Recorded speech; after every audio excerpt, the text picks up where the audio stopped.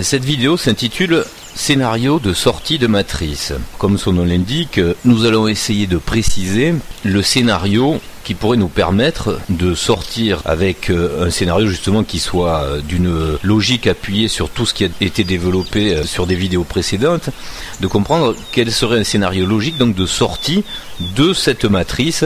Et en gros, pour ceux qui n'auraient pas appréhendé ce qu'est une matrice, donc on va dire de notre monde, de notre terre, de ce qu'on vit ici. Oui, justement, tiens, est-ce que la matrice, ça te dérange, toi, déjà, comme mot, par rapport au fait de visualiser le monde où on vit? Non, c'est pas un mot qui me dérange. Je pense que c'est le mot qui correspond le plus et qui est le plus communément compris, en fait. Oui, parce que je trouvais que ça pourrait être intéressant de dissocier le fait de parler de notre monde général, puisque ça reste sur un plan intellectuel qui est déjà bien identifié comme quelque chose d'économique, comme quelque chose de philosophique, ou tout ce que vous voulez, mais d'avoir apporté ce mot presque nouveau, on va dire, de matrice, ça nous fait toucher à un thème qui resserre un peu plus intellectuellement vers le fait que ce soit une expérience, une espèce de simulation, et donc qui nous fait toucher des sphères différentes intellectuellement, d'où l'intérêt, hein. Il vaut mieux le garder, ce mot, quand même, hein. Oui, et surtout qu'il est de plus en plus utilisé, donc on sait de quoi on parle. C'est en général utilisé par des gens qui ont abordé ce concept, en gros. Oui, moi il me gêne pas.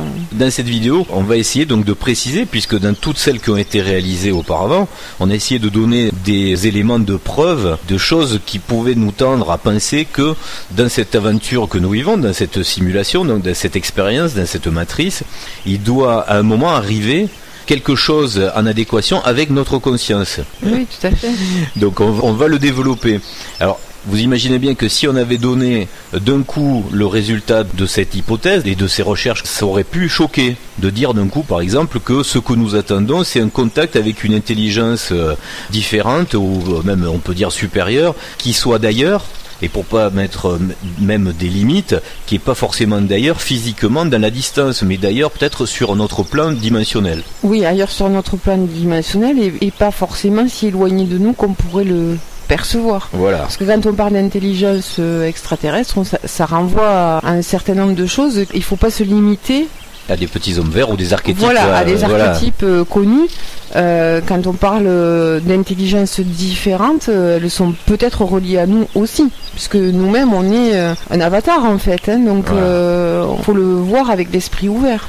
Et je précise même au passage, j'ai cité l'archétype homme vert, ça c'était dans les années 70-80, qui est devenu un petit gris après d'ailleurs. Hein, oui, il a changé de couleur. Il a changé de couleur, hein, c'est assez bizarre. D'ailleurs il fait plus peur. Dans les années 70 c'était pour faire rigoler, si on retranscrit ça en émotion. C'est pour se moquer, parce que c'était la période où on déniait toute forme de vie en dehors de la planète Terre. Voilà, je me souviens de Carlos, fils de Françoise Dolto, qui chantait « Je rêve des petits hommes verts, hommes verts, hommes verts ». Voilà, on a été bercé par ce truc qui était très infantile, hein, oui. C'était associé à quelque chose de rigolo. Et après ça a dérivé dans les années 90 à quelque chose qui faisait peur. C'était les petits gris. Oui, c'était le nuisible. Voilà, le nuisible.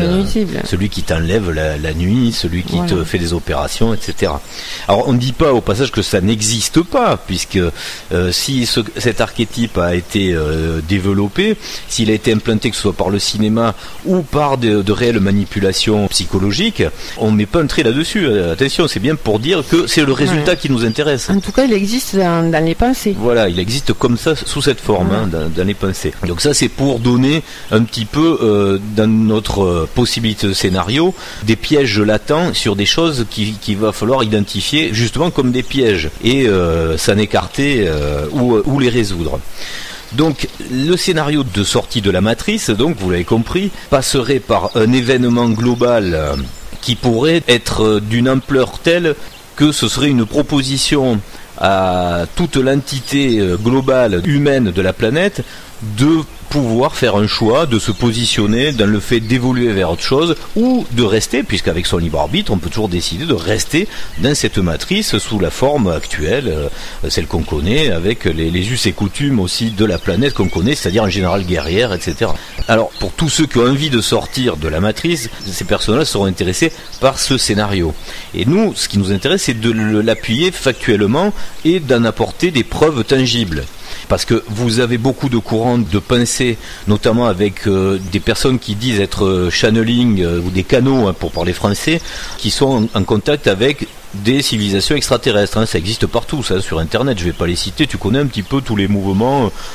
Il y a tous les mouvements. On peut se dire que tous ceux qui ont eu des contacts tels qu'ils soient sont concernés par ce type de canaux, que ce soit dans la religion, enfin, oui, dans les religions, ceux qui ont reçu des messages dans l'histoire, ceux qui sont en contact avec les morts, ce sont des canaux. Après, ce qui est plus compliqué, c'est d'identifier les vrais défauts. S'il y en avait des vrais ou s'il y en avait des faux, d'ailleurs. Non, mais de savoir si c'est l'imaginaire ou si c'est réellement une canalisation, et après de pouvoir savoir quelle est l'origine de la canalisation. Et qu'est-ce que ça amène à générer comme message d'évolution, hein, Tout à fait. C'est à partir de là aussi. Est-ce qu'il y a des preuves aussi qu'on peut se faire son choix, qu'on peut évaluer. Alors il y a aussi des communications, des contacts qui sont très intéressants dans le sens où c'est pas des canalisations, mais des échanges qui ont été faits à travers des écrits. Alors je pense par exemple à l'affaire des humides, rappelle-toi, dans les années 70-80, on s'était beaucoup intéressé à ça, puisque c'était des écrits scientifiques qui étaient communiqués, donc soi-disant par des entités extraterrestres qui s'appelaient les humides, dont Jean-Pierre Petit en France avait été un petit peu le communicant. Oui. Et ça, c'était une forme intéressante dans le sens où c'était plus que de prendre de l'information pour comptant et juste d'avoir comme ça à retranscrire un message philosophique ou idéologique. Hein. C'était une substance intellectuelle scientifique qui était communiquée à travers ces écrits. Et là, donc, c'était pas par des channelings, c'était par courrier. Donc, oui. C'était directement une communication avec du contenu. Donc là, on vous invite à vous renseigner là-dessus si vous ne connaissez pas cette histoire-là, elle est très intéressante. Et en plus, elle est doublement intéressante dans le sens où la forme de communication n'était pas par channeling, et en plus, les écrits ont permis d'avoir certaines connaissances scientifiques, d'ouvrir le champ du possible chez les scientifiques pour aborder des sujets tout à fait concrets. Mais ça, bon, intéressez-vous à ça, intéressez-vous notamment donc aux travaux de Jean-Pierre Petit. Alors en ce moment, ce qui est très intéressant d'ailleurs, c'est qu'à l'époque, il n'y avait que lui qui osait sortir du bois et qui en a payé les frais d'ailleurs, puisqu'à l'époque, on était très blacklisté quand on parlait de ça. Et là, actuellement, ces derniers mois, on voit qu'il y a beaucoup de scientifiques qui, eux, ne s'étaient pas manifestés à l'époque, qui, eux, osent maintenant le dire. Alors, soit parce qu'ils sont à la retraite, ou parce que, peut-être, je sais pas, ils ont identifié qu'ils ont plus à avoir de problème avec ça. Et parce donc, que les mentalités aussi ont peut-être changé. Les mentalités ont évolué, quand même. Ça, c'est quand même évident. Ouais. Parce qu'on passe d'une ère où... c'était un peu la rigolade que d'envisager que d'autres entités puissent exister dans l'univers à une ère où on essaye de nous convaincre que ce serait impossible qu'on soit tout seul. Voilà. Donc, alors je voulais en parler plus tard, mais grandement changé. Puisque tu attaques, j'attaque. On y va. Allez. Donc, alors pour développer pourquoi nous pensons qu'un événement doit arriver, eh bien, on va donc allumer ce faisceau de présomption et essayer de voir si on fait un éclairage là-dessus, si c'est tellement fou ou tellement extraordinaire de penser à ça. Alors que justement, nous, à travers cette enquête-là, on a pu déterminer qu'il y a plein d'éléments à travers, que ce soit, d'ailleurs on va les énumérer, tous ces éléments, que ce soit à travers les religions, à travers la science, à travers la matrice elle-même qui nous guide vers ça, nous prévient justement que le grand basculement, ou ce que certains appelleraient, mettons, le saut quantique, va arriver.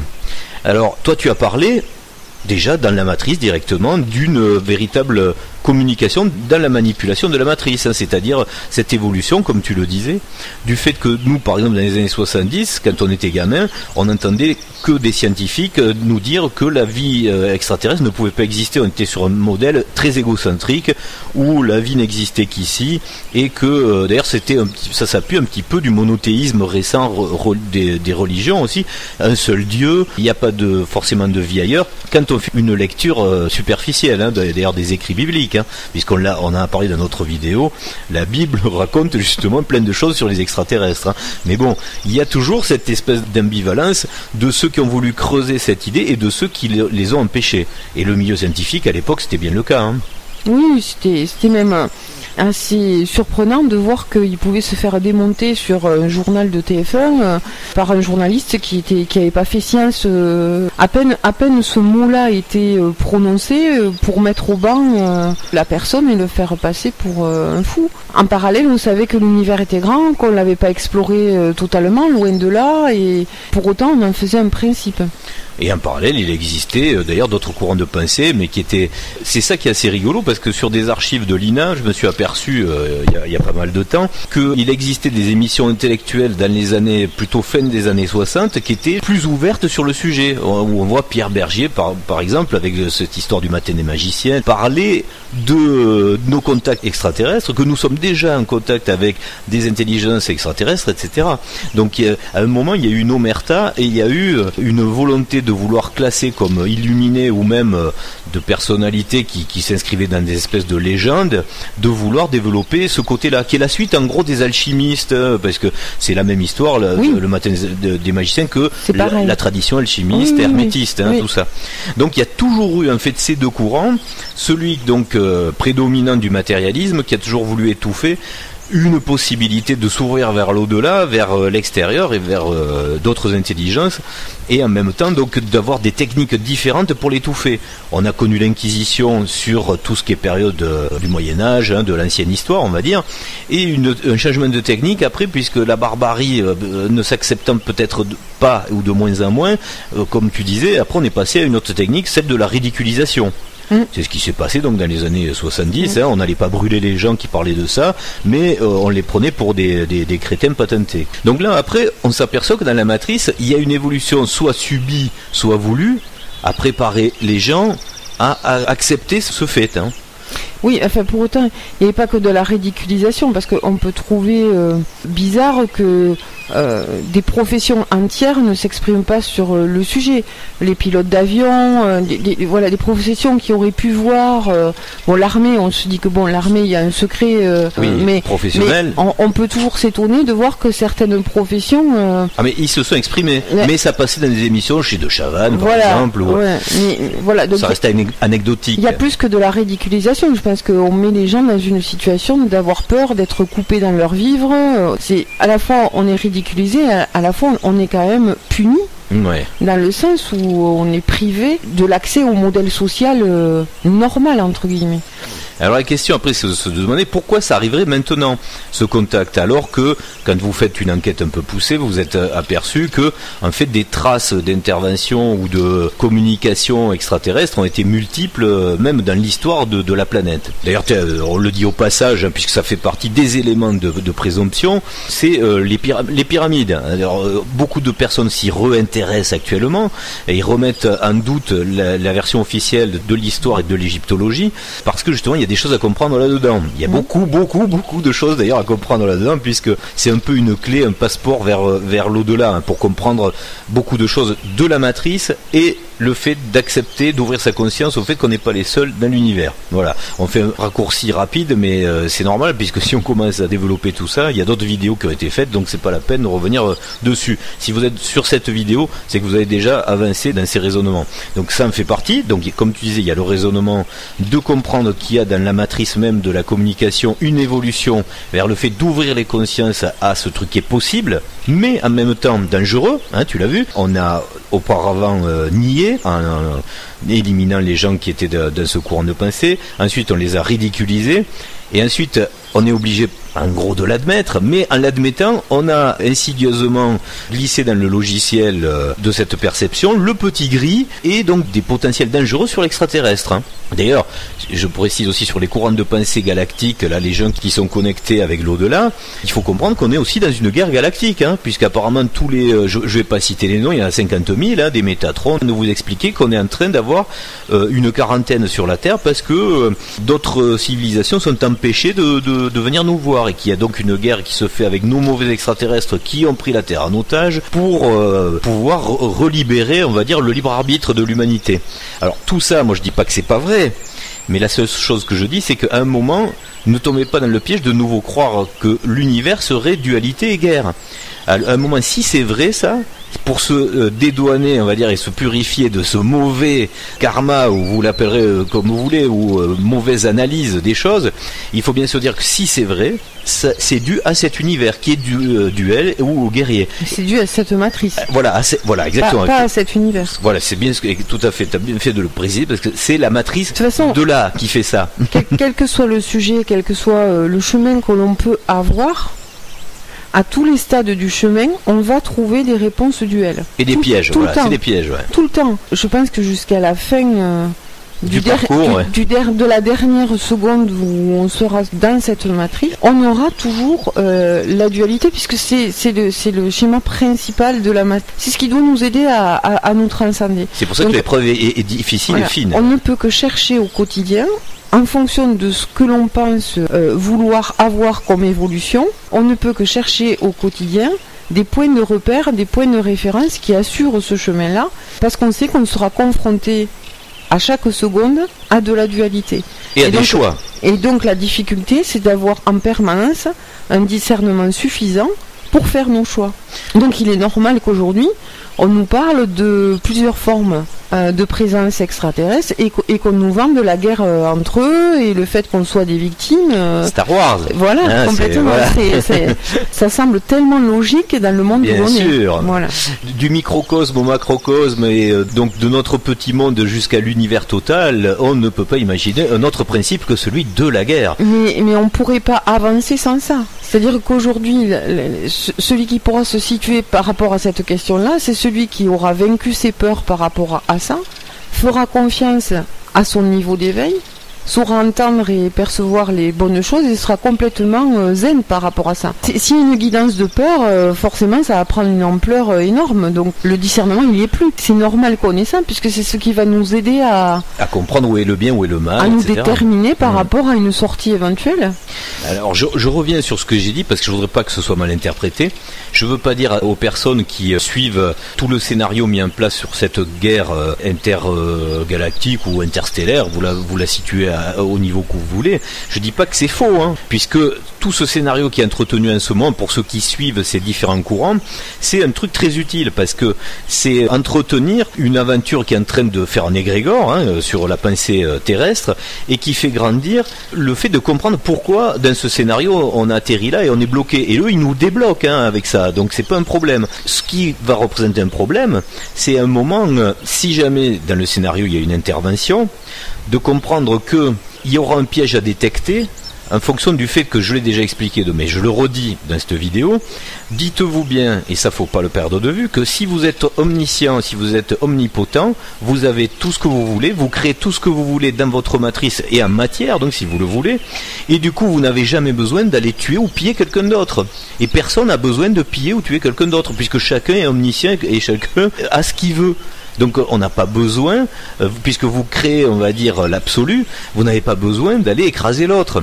Ça c'est un sport qui fait partie d'une épreuve dans la dualité, même si vous le montez à très haut niveau. Après vous comprenez bien que ça n'a aucun intérêt logique. Il n'y a aucune intelligence à vouloir tuer d'autres personnes pour s'emparer de leurs ressources, puisque vous avez toute la ressource quand vous êtes dans le côté énergétique absolu. Est-ce que je suis clair avec ça ? Ah oui, t'es clair. Oui. Voilà. Oui. Donc c'est ça que je veux dire, il ne faut pas perdre de vue ça. Au final, si un jour vous arrivez dans un choix entre deux civilisations extraterrestres évoluées qui vous disent viens me choisir moi parce que je suis d'Actarius, ou non, viens me choisir moi parce que je suis de tel endroit, repensez à ça, parce que ça c'est un piège à comprendre. C'est-à-dire que si vous êtes dans une énergie totale, si vous êtes dans le logiciel, on va dire, du bon côté, il n'y a pas cette dualité. Ça reste dans le piège de comprendre qu'est-ce qu'on fait ici. Parce que ici, c'est donc la matrice duel, quoi. Oui, puis si l'univers était duel, on n'aurait aucun intérêt à vouloir sortir d'ici. Exactement. Si c'est pour retrouver la même chose... Empire, puisque là, si c'est pas pour se tirer dessus avec... Faut espérer qu'on n'est pas les plus évolués, quand même. J'espère bien. Mais parce que c'est vrai que si on suit la logique de l'histoire, on commençait à se battre en se balançant des cailloux, des noix de coco, même, et après avec des fusils, des bâtons, puis après avec des mitraillettes, et puis après des lasers, quoi, comme dans la guerre des étoiles. Donc ça va être vachement plus passionnant comme combat, ce sera avec des lasers. Donc ça, si vous n'en avez plus envie, il faut vraiment arrêter, quoi, faut en sortir, quoi. Voilà, donc on poursuit le raisonnement pour étayer le fait que nous pensons que c'est pas fou, que c'est pas complètement fait du bocal de penser qu'il va y avoir un événement de ce type-là qui va se produire, donc de choix qui va se faire dans un domaine extraterrestre ou extradimensionnel, pour être aussi plus précis, ou extramatrice. Tu as parlé dans la matrice même de cette logique d'évolution des consciences à travers le positionnement de nos élites, par exemple de communicantes, qui ont été obligées soit de lâcher du lest, soit qui nous guident vers quelque chose, puisque c'est peut-être eux qui nous guident aussi vers ça. Donc on ne le sait pas, ça, on va pas rentrer dans les détails. Nous, ce qu'on voit, c'est le résultat. Aujourd'hui, d'ailleurs, pour appuyer ce que tu disais, je prends comme exemple les révélations fracassantes de la NASA la semaine dernière, qui nous préparaient à cette idée de vie extraterrestre, puisque maintenant on te dit, on sait qu'il y a des exoplanètes, mais on va plus loin. On sait qu'il y a des exoplanètes habitables. Et tu as vu l'animation que Google nous a fait?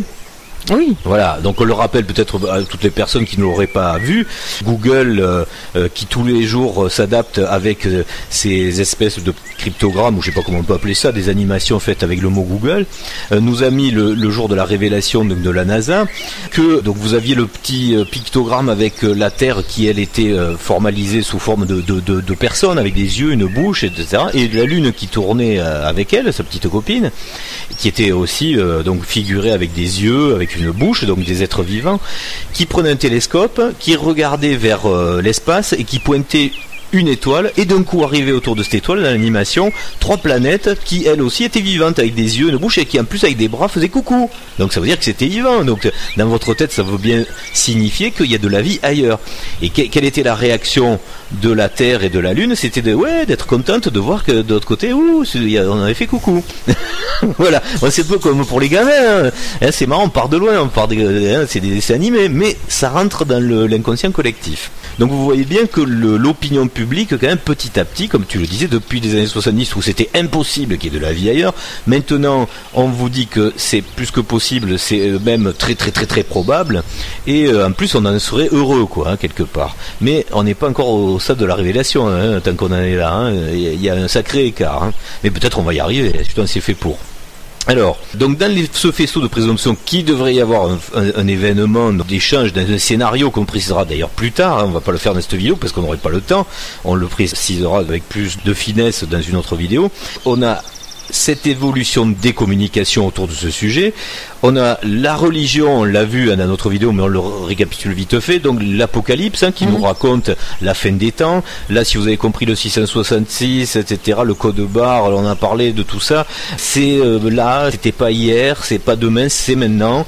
Donc là aussi, au niveau de la chronologie, on est dans les clous. J'oublie rien au passage, là, puisque par les religions, si le fait que certains qui étudient encore plus en profondeur ont compris dans l'Ancien Testament qu'il y a beaucoup de choses qui sont racontées qui maintenant, avec une ouverture du champ du possible sur des entités extraterrestres, représentent vraiment des extraterrestres, hein, des gens qui sont grands, etc., enfin différents de nous. Bon.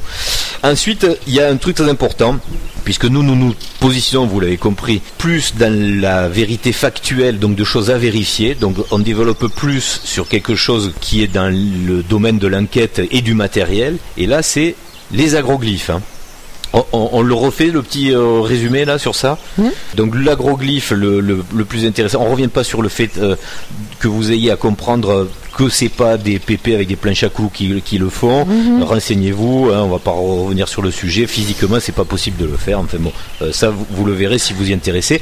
Mais revenir juste sur le fait que certaines personnes se rappellent juste qu'on a envoyé des messages dans l'espace pour se signaler à des entités extraterrestres possibles, mais personne ne se souvient qu'il y a eu une réponse. Hein. Shimbleton, donc le crop circle de Shimbleton, qui est une réalité, était une réponse. Faut se le rappeler, c'est pas un truc hypothétique. C'est un truc qui a vraiment existé, et dans l'agroglyphe de Shimbleton, il y avait la réponse donc des codes génétiques, des codes de position stellaire ou chimique, enfin de composition, voilà, de composition, etc. Et il y avait même un c'est d'ailleurs pas mal, parce que ça c'est une réponse à l'humanité terrestre. Oui. Au pire, c'est passé dans un journal de 13 heures à la fin, entre la Bretagne et le boulanger, et puis voilà. Là, c'est quand même, on envoie des messages qui sont censés être des messages pour l'humanité. Et quand on les reçoit, on le dit pas. Voilà.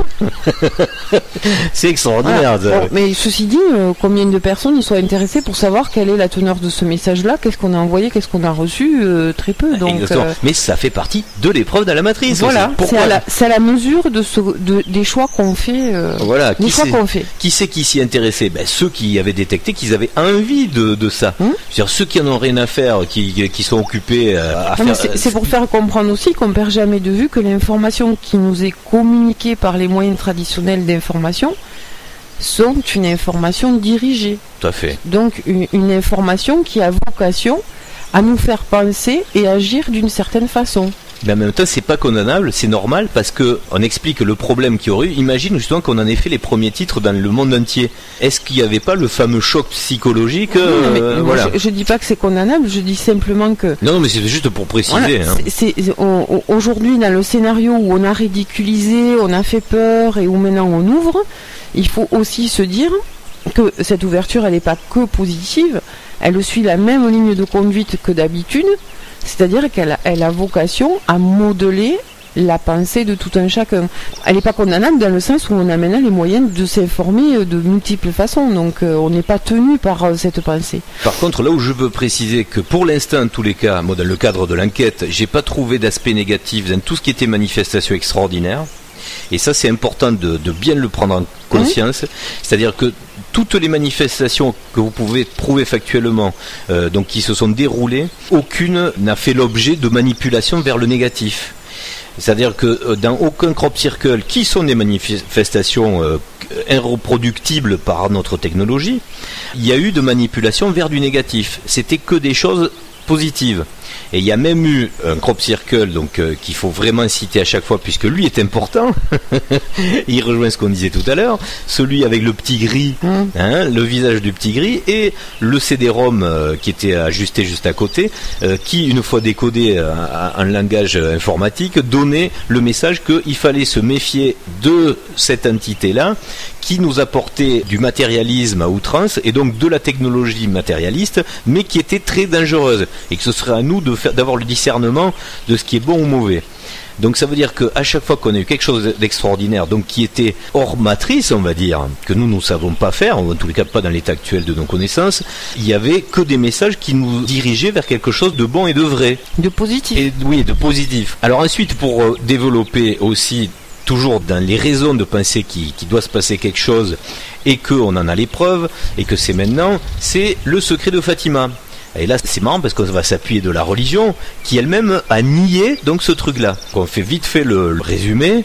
C'est comme les crop circles, c'est un message irréfutable, quelque chose qui s'est passé. Pour faire la description de ce qui se passe dans les contacts en général, que ce soit apparition mariale ou des choses comme ça, ou des choses inexplicables, c'est une personne, une seule fois, et c'est pas vérifié par un grand nombre de témoins. S'il y en a d'autres, oui, tu peux le dire, oui. C'est assez, on peut pas en faire une généralité. Il y a eu beaucoup d'apparitions ou de canalisations, on l'appelle comme on veut, qui étaient destinées à une personne. Oui, et le problème là, c'est qu'on peut pas le vérifier. Après, il y a pas eu que ça. Il y a eu aussi parfois plusieurs personnes. Voilà. Qui ont fait l'objet de plusieurs apparitions dans le temps. Mais moi, celle qui m'intéresse avant tout, après vous pouvez vous pencher sur d'autres. En général, dans le style d'apparition qui est assez répandu, le problème c'est que nous, qui nous fixons les règles d'être cartésiens et d'être vérificateurs, de pouvoir être dans une logique cohérente, par exemple Bernard Soubirous, ce serait dur de faire une enquête aujourd'hui pour savoir si c'était vrai ou pas vrai. Mais c'est pour ça aussi que les reconnaissances par l'autorité religieuse prennent tant de temps, puisque donc ça c'est pas notre autorité. Ouais, non, mais je veux dire que... ça c'est sûr.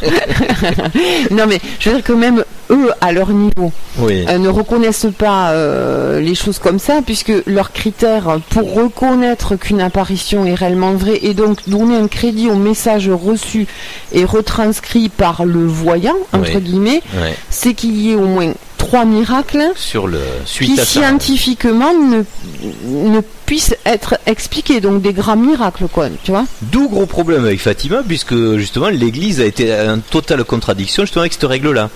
Puisque normalement avec ce qui s'est passé là-bas, qui était la plus grosse des apparitions prouvées, l'Église a traîné les pieds, ne serait-ce que pour faire une petite chapelle de commémoration. Je sais pas si tu le sais ça, mais ça a été un truc anormal. Ils ont voulu gommer tant que c'était possible, mais ils ont vu qu'ils ne pouvaient pas. Donc après ils ont été obligés d'en mettre une chapelle. Et après de faire un grand complexe. Moi je dirais que de tout temps ça a été un peu ça. C'est-à-dire que au début, sur plusieurs exemples similaires, l'autorité, y compris l'autorité locale, et de dire que les personnes sont folles, que c'est de la fabulation, que bon, effectivement, ils étaient plusieurs. Ben là, c'est déjà un petit peu moins compliqué que quand il y a un seul gamin ou une seule personne. Non, mais là, c'est pas qu'ils étaient plusieurs, c'est qu'il y a eu 1, 2, 3, 4, 5, 6, 7. Il y a eu 7 apparitions quand même. Donc, et chaque fois programmées, hein, c'est-à-dire du 13 mai 1917 au 13 octobre 1917, les rendez-vous étaient donnés. Donc, il y a eu de plus en plus de personnes qui ont été témoins oculaires. Je crois qu'à la fin, je ne veux pas dire de bêtises, mais il y avait aux alentours de 60 000 personnes qui se sont retrouvées là et qui ont vu la même chose. Donc, bon, si vous voulez vous y intéresser, regardez-le en détail. Ce qui s'est passé, c'est quelque chose. Ils n'ont pas vu la même chose. Ah si, ils ont vu la même chose. Ah si, mais c'est important ça de comprendre. C'est-à-dire que le dernier jour, ils ont tous entendu donc un bruit de foudre déchirant, et ils ont dit qu'ils ont vu leur interprétation, puisqu'on était en 1917, ils ont vu le soleil danser. Oui, ça a été vu. Et que les couleurs terrestres avaient changé. D'accord, mais sur les apparitions, là, les précédentes apparitions, à un moment donné, ils voient ce soleil, ça c'est tout le monde qui le voit, oui. Mais toutes les autres. Oui. Les gamins, ils reçoivent un message. Ah, ça, il n'y a que eux qui le reçoivent. Bien sûr. Oui, tout à fait. Si tu dis c'est tout le monde qui voit la même chose, non, mais et puis une fois, le grand miracle, c'est ce qu'ils appellent le grand miracle avec le soleil. Je précise bien, il y a 2 choses à prendre en compte, tout à fait, tu as raison. Il y a 2 choses à prendre en compte dans cette histoire. Première chose, les messages, ça on va en parler juste après, mais je voulais clarifier le fait de donner une validité à ce qui s'était passé dans l'événement qui s'est produit, du fait qu'il y a eu un nombre énorme de personnes qui ont pu constater l'événement qui lui est inexplicable, inexplicable pour certains. Ils ont vu quelque chose qui n'était pas normal et tous l'ont vu. Alors ça c'est important de le comprendre, parce que ça c'est soit une manipulation qui pourrait être mise en place, on va dire aujourd'hui avec certains moyens technologiques, que ce soit des hologrammes, que ce soit des effets spéciaux lumineux, que ce soit des effets spéciaux sonores, mais qui serait déjà quand même assez délicat à prendre, parce que là il y a quand même un autre élément qui était assez énorme, mais bon, là aussi certains diront oui, avec ARP on peut faire des choses, mais bon, il faut arrêter aussi des fois d'avoir trop d'élucubration sur ça. Il y a eu quand même l'histoire des nuages aussi qui se sont séparés, écartés, enfin je veux dire c'était quelque chose donc qui sortait une fois de plus du domaine du faisable technologiquement, même aujourd'hui avec des super effets spéciaux. Tout ça pour dire que, donc comme il y a eu présent ce jour-là, donc des témoins qui étaient d'ailleurs aussi du camp des détracteurs, parce qu'il y a plein de gens qui venaient là pour essayer de dire c'est une grosse bêtise et on va pouvoir le démonter. Toujours. Et tout le monde est parti là, super bouleversé, parce que les mecs ils ont vu quelque chose de marquant quoi. Après, ce qu'il faut comprendre, je crois que c'est Michel Deseille qui fait des super vidéos que vous pouvez aller voir et qui en parle très bien, qui a résumé toute cette affaire et qui explique très bien aussi la chronologie par la suite de ce qui s'est passé dans le Vatican avec les secrets. Et c'est là qu'on vient justement, puisqu'on valide le fait qu'il s'est passé vraiment quelque chose d'extraordinaire. On va de suite aussi faire la parenthèse sur les gens qui sont de la religion catholique et qui pourraient voir une intervention divine de ça, et de dire que si on est du côté des rationnels, on va dire, de ceux qui expliquent les choses différemment, c'est justement peut-être pas une intervention divine comme on peut l'imaginer. Même les apparitions un peu laiteuses, la holographique, quand on voit une vierge, un hologramme, etc., nous on le retranscrivait avec des statues en blanc, mais on peut très bien imaginer que c'est justement l'apparition de quelqu'un qui arrive d'une autre dimension et qui est sous forme d'une densité différente, donc extraterrestre. D'accord ? Oui, c'est un problème, c'est la croyance de la religion catholique d'avoir pu mettre des images sur des entités. Voilà. Et donc à un moment donné de raccrocher des messages, des visions, au concept de Dieu, de l'audio, de l'odeur aussi. Hein, oui, aussi. Il y en a qui perçoivent des odeurs. De raccrocher ça directement à un message qui est donné d'avance. Qui est donc manipulé depuis très longtemps par justement l'appareil de l'Église. C'est l'Église qui chaque fois tire. Par exemple, quand il y a une apparition, si l'apparition, je m'explique, parce que ça c'est une logique aussi un peu implacable.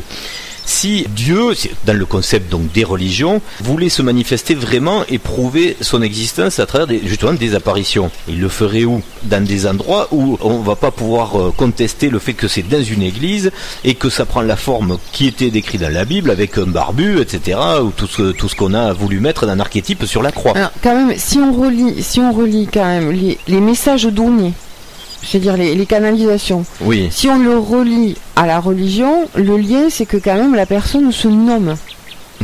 Elle se nomme, elle dit qui elle est. Oui. Donc forcément, si elle dit je suis la Vierge Marie, la personne elle note que ce soit Fatima ou Bernadette, c'était quand même des enfants qui n'étaient pas lettrés. Pas érudits, voilà. Qui n'étaient pas lettrés, dans des coins complètement paumés, un au Portugal, l'autre au fin fond d'eux. C'est pour ça que c'est bien choisi, si on comprend la logique que je veux développer. Si on prend Bernadette par exemple, la première fois qu'elle a ça, elle en parle à son père, qui en parle au curé, et le curé lui dit la prochaine fois, si ça t'arrive, tu demandes qui c'est. Ouais, tout à fait. Ouais. Donc c'est l'apparition elle-même qui dit qui elle est. Bien sûr. Donc après, par rapport à la religion catholique, ça a une correspondance avec leur culture. Voilà. Alors c'est pour ça que je voulais bien le dire, parce que je sais qu'après il peut y avoir des messages de gens qui sont catholiques qui disent oui mais c'est une apparition par rapport à la religion, etc. Mais votre religion peut-être elle a donné des codes pour que vous compreniez des choses qui à l'époque étaient difficiles à comprendre, que maintenant vous pouvez comprendre. C'est absolument pas contradictoire de se dire que ce sont des personnes qui ne sont pas terrestres, qui s'identifient parce ils sont des médiateurs. Parce qu'elles veulent faire passer un message à des terrestres, donc elles savent très bien qu'il faut qu'elles s'identifient d'une façon qu'on peut les comprendre. Exactement. Et qu'elles choisissent à un moment donné des personnes pour délivrer un message. L'intérêt de Fatima, c'était que ce qui s'y est passé était si fort, non contestable, puisqu'il y avait aussi des scientifiques, il y avait de tout, il y avait des journalistes, parce que ce rendez-vous, il était prévu dans les messages précédents. Il était annoncé que là, il se passerait quelque chose que tout le monde pourrait voir. Il y a eu 7 mois que tout le monde pourrait voir, donc il y avait énormément de monde, croyants ou non croyants. Voilà. Et donc c'est ce qui fait que les 3 secrets sont bien pris en compte par le Vatican. Alors, sinon, il n'aurait pas été des secrets et il n'aurait pas été validé comme tel. Alors justement, on va rentrer dans le sujet, on va essayer de faire rapide parce que là déjà ça devient lourd, mais on essaie d'apporter tous les éléments pour comprendre pourquoi c'est maintenant qu'il doit se passer quelque chose. Donc dans les 3 secrets de Fatima, il y avait 2 secrets qui se sont déjà déroulés, ils sont passés, on va pas en parler, par Deuxième Guerre mondiale, et après le 3e secret, c'était quelque chose justement qui n'a pas été révélé, à part dans l'inconscient, on va dire, collectif des catholiques. Si vous demandez, ils vous diront oui, c'était l'assassinat du pape Jean-Paul II, qui n'a pas été réussi d'ailleurs. En premier. Le premier. Ah, l'attentat alors. Oui, l'attentat. On va dire parce qu'il n'est pas mort assassiné. Non, parce que je veux dire, ce qui nous intéresse, ce qui nous intéresse nous, c'est le 3e secret de Fatima, qui est soi-disant un truc extraordinaire, et que c'est tellement extraordinaire justement qu'il y avait une question de le révéler ou pas. Oui, du fait que les gens soient prêts. Voilà, prêt à l'entendre ou pas. Donc c'est quelque chose d'énorme. Donc c'est sûrement pas la prévision de l'attentat de Jean-Paul II, parce que ça va pas mettre la planète à l'envers. Cette information. Son prédécesseur et puis ce serait dans l'ego, je veux dire, c'est la vie d'un homme. Là, c'est un secret qui doit concerner tout le monde, la planète entière. Donc c'est pas un petit secret, c'est un grand secret. Alors, ce qui est marrant, c'est que si vous vous intéressez à cette affaire, vous allez chercher et vous allez comprendre quels sont les ressorts et pourquoi on entend dans les paroles parce qu'il y a eu comme une espèce de coup d'État, il faut bien le dire comme ça s'est passé entre la passation de Ratzinger et de Bergoglio. Le jour où la foudre est tombée là sur le Vatican, ça aussi, alors il y a plein de gens qui pourront dire le hasard, mais une fois de plus, si vous comprenez comment on signifie les choses pour les compréhensions intelligentes dans la matrice, c'est toujours des choses qui sont mises dans votre balance à vous pour être juge de ça, donc à vous de voir. Mais bon, nous on essaye de rassembler les pièces du puzzle. Il faut partir du principe que l'univers est intelligent et que si on lui demande, il communique. Voilà, donc il y a eu rétention de ce secret qui devait faire avancer les choses.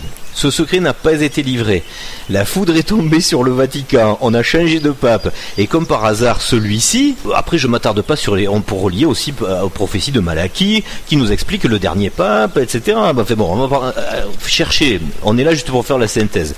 Mais c'est pour dire que ce pape qui, d'une façon très extraordinaire, parce que c'est quand même rare dans l'histoire des papes qu'on n'ait pas la mort du précédent pour remplacer par le suivant.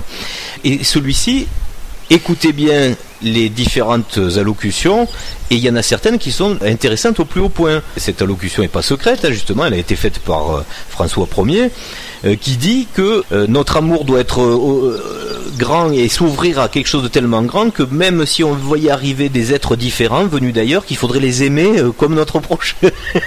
C'est quand même un discours de pape qui est assez intéressant, je trouve. Qui est atypique. Oui. Bon, alors est-ce que c'est ça le 3e secret de Fatima? Toute la logique nous conduit à penser penser à ça. Bon, ceux qui sont aux antipodes de cette construction intellectuelle vont dire c'est ridicule. Mais nous, on en vient à cette explication parce que ça vient dans la suite logique de ce que je disais au début, de ce faisceau de présomption qui nous conduit à penser que c'est la porte de sortie déjà de notre scénario, et qu'en plus on vous demande de vous positionner à cette attention-là, quoi. Que si ça arrive, qu'est-ce que vous devez penser de ça, quoi. Parce que si ça arrive pas, c'est pas bien grave. Nous, on aura parlé d'un truc stupide, mais ça aura rien changé à votre vie, hein. On n'est pas en train de vous demander de sortir l'échiquier pour faire une secte et que c'est en fonction de la somme qu'on va mettre dans la balance qu'ils vont venir ou pas vous sauver. Vous voyez, non, ça n'a rien d'intéressé. C'est une démarche intellectuelle, et au-delà de ça, c'est aussi le but de faire grandir cette intelligence de conscience pour que les choses puissent s'intégrer dans l'égrégore de pensée totale. Parce que le problème, c'est qu'en France, on a un certain retard sur cette conscience-là, et il faut qu'on se réveille un petit peu, quoi.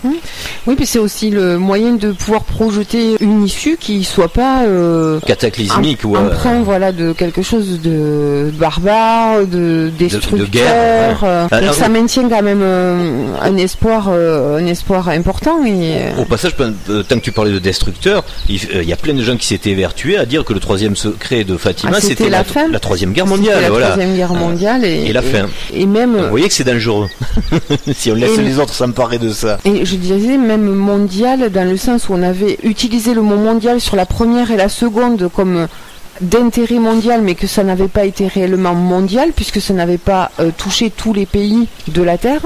Bien sûr. Mais que la troisième justement serait réellement mondiale, c'est-à-dire que ce serait une guerre totale et ravageuse sur toute la planète. Exactement. Donc c'était vraiment le truc qui était tellement horrible que c'était pour ça qu'on ne pouvait pas le dire. Et ce qui est génial dans la Matrice et dans les récits bibliques, c'est que l'Apocalypse nous décrit ça avec beaucoup de finesse, de talent, parce qu'elle doit nous faire comprendre le processus, et là c'est psychiatrique, et là il faudrait réécouter certaines vidéos où je parle de ce phénomène-là, où nous sommes malades de notre ego, et qu'en fonction de cette maladie, si vous aviez le minimum d'empathie, et que vous compreniez le message qu'il y a dans ces récits apocalyptiques, vous fassiez tout pour pouvoir en sortir et comprendre ce qu'il faut faire pour ne pas qu'il y ait justement cette apocalypse cataclysmique.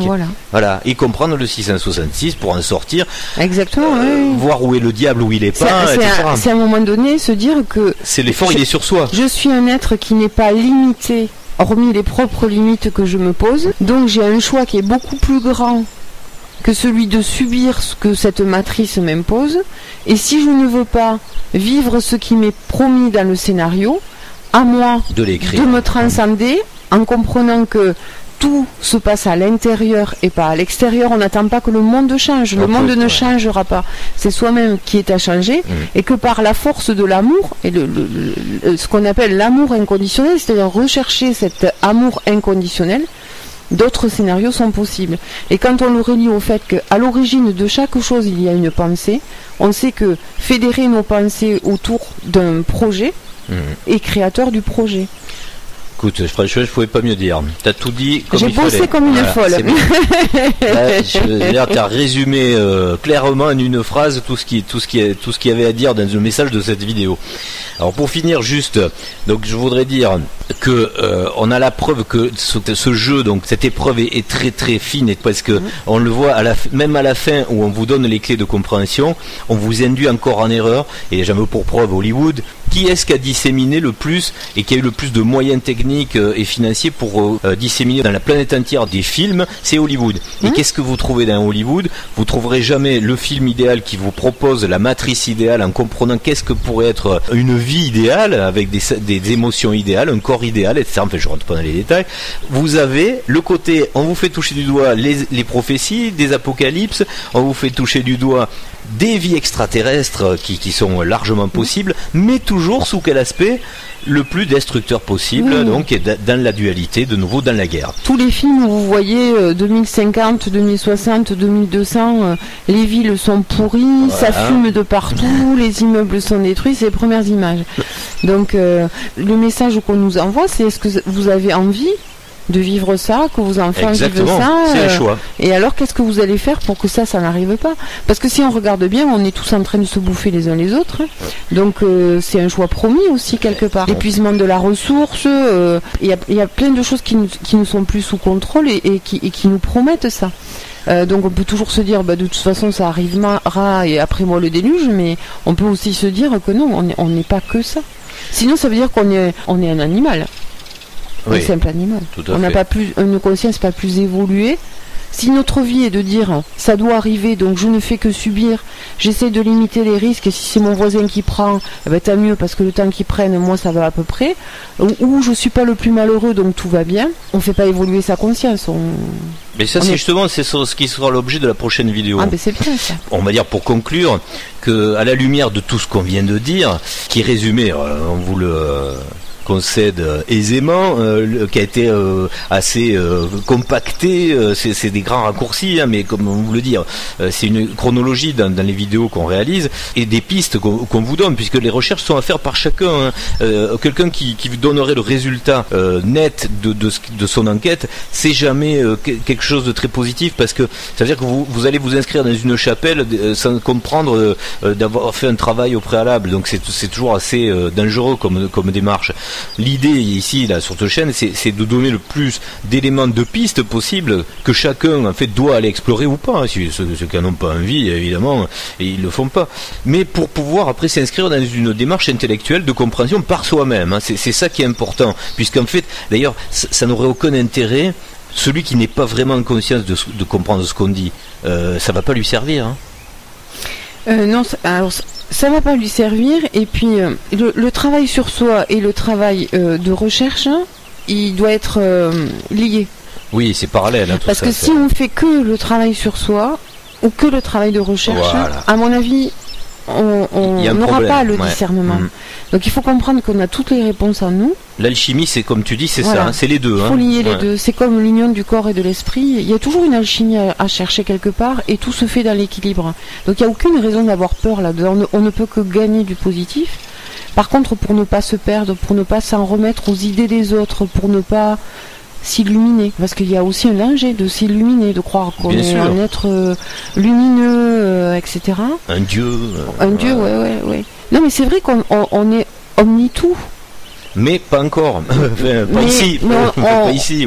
Faut pas oublier qu'on a une part d'humain qui est très limitée. Et qui peut être dangereuse aussi. Dangereuse. Donc voilà, il faut faire cette alchimie pour essayer en permanence d'équilibrer et de conforter ce que l'on ressent, ce que l'on entend, ce que l'on voit, par ce que d'autres nous ont laissé comme trace, ce qui est évident, ce qui est prouvé, etc. Alors, on vient poser une pierre à l'édifice, une pierre de plus, c'est pour ça qu'on va évoluer encore vers d'autres vidéos après où on affinera la thématique.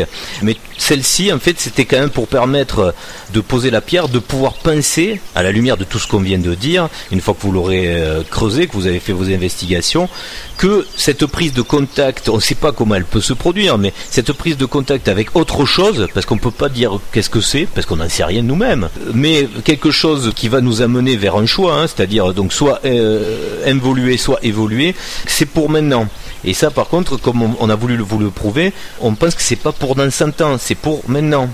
Et surtout si vous le prenez en conscience, parce que si vous l'avez pas en conscience, peut-être que justement, si jamais l'épreuve passe par quelque chose qui n'est pas révélé à ceux qui l'ont pas en conscience, mais certains pourront peut-être passer à côté aussi. Il faut pas oublier ça. C'est pour ça que c'est important. Oui, parce qu'en fait, si on regarde juste au niveau médiatique, ce à quoi on nous prépare, c'est que ce soit nous qui découvrions d'autres êtres. On ne nous prépare jamais à nous dire que, à l'inverse, d'autres pourraient nous découvrir. Oui, ou soi-même se découvrir enfin, c'est compliqué, Voilà, on va pas rentrer dans le... Ce que je voulais dire, c'est qu'on nous prépare quand même à ce qui est du contact par ailleurs. On nous prédispose à une certaine forme de contact. Ne serait-ce que parce qu'il est de nous vers eux. Voilà. Mais jamais dans un autre sens.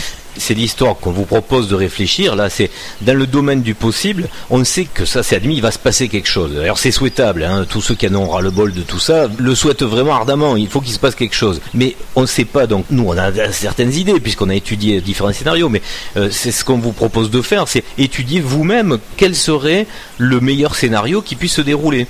Et tu l'as évoqué tout à l'heure. Alors, est-ce que c'est quelque chose de personnel? Par exemple, un matin, là, qu'on se réveille, et il y a la moitié des gens ou 30%, je ne sais rien, qui ont disparu, et les autres se demandent où ils sont passés, ils n'ont aucune information. Il y a une arrivée avec des vaisseaux spatiaux, ou juste des hologrammes de personnes qui apparaissent et qui viennent discuter avec nous. Je veux dire, ça peut prendre, le scénario peut prendre plein de formes, hein.